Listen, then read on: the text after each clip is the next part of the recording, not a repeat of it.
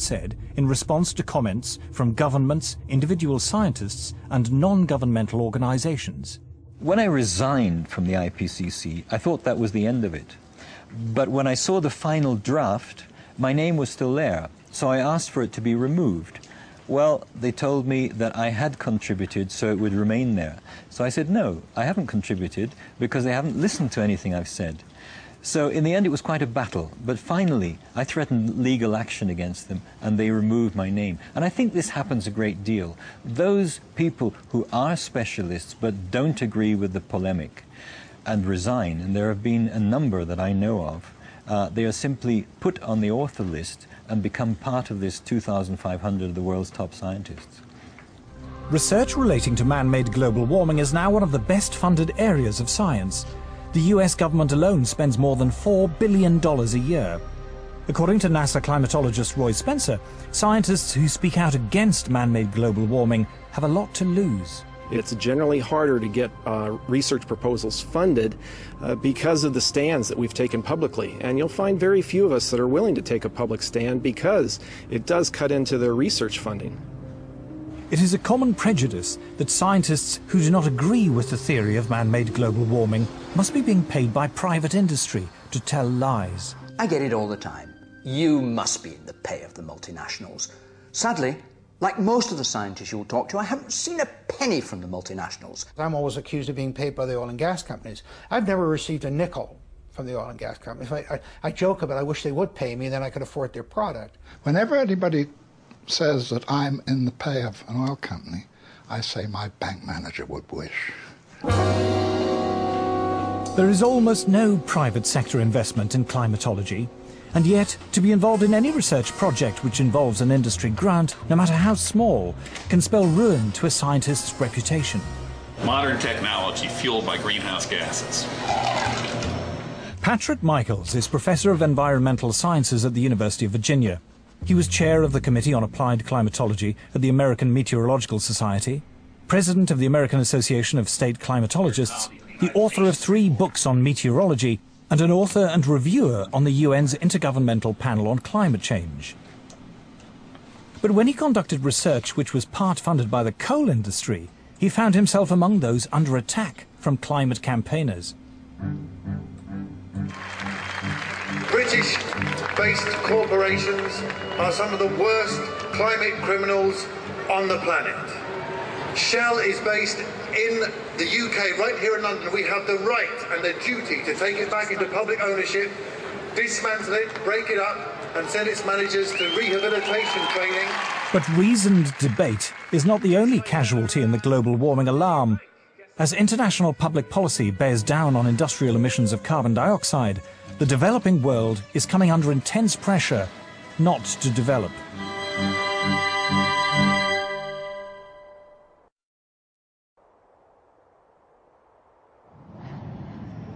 I'm no expert on climate change, I'm no scientist, and what I'm going to say next is a great big turn-off.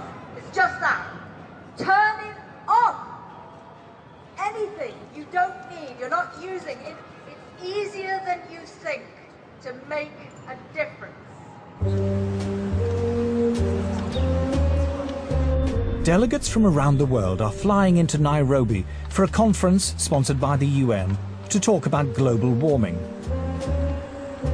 Civil servants, professional NGO campaigners, carbon offset fund managers, environmental journalists and others will discuss every aspect of man-made climate change, from how to promote solar panels in Africa to the relationship between global warming and sexism.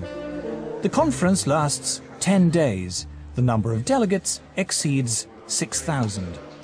The billions of dollars invested in climate science means there is a huge constituency of people dependent upon those dollars. And they will want to see that carry forward. It happens in any bureaucracy. Where I live, we have a local council global warming officer. There's a huge tail out there of people who have, in one way or another, been recruited to join this particular bandwagon. anybody who stands up and says, hey, wait a minute, let's look at this coolly and rationally and carefully and see actually how much merit, how much this stands up, they will be ostracized. Scientists, accustomed to the relative civility and obscurity of academic life, suddenly find themselves publicly attacked if they dare to challenge the theory of man-made global warming, vilified by campaign groups and even within their own universities. It's the old English saying, if you stand up in the coconut shy, they're going to throw at you. So I understand that there's going to be some of that, but it gets pretty difficult and pretty nasty and very personal. And there've been, you know, death threats and all sorts of things. And so I'm not doing it for my health. These days, if you are skeptical about the litany around climate change, you're suddenly like as if you're a Holocaust denier. The environmental movement, really, it is a political activist movement. And they have become hugely influential at a global level. And every politician is aware of that today. Whether you're on the left, in the middle, or the right, you have to pay homage to the environment. In the past month, the global warming campaign has won a great victory. The United States government, once a bastion of resistance, has succumbed. George Bush is now an ally. Western governments have now embraced the need for international agreements to restrain industrial production in the developed and developing world. But at what cost? Paul Driesen is a former environmental campaigner. My big concern with global warming is that the policies being pushed to supposedly prevent global warming are having a disastrous effect on the world's poorest people. Global warming campaigners say it does no harm to be on the safe side.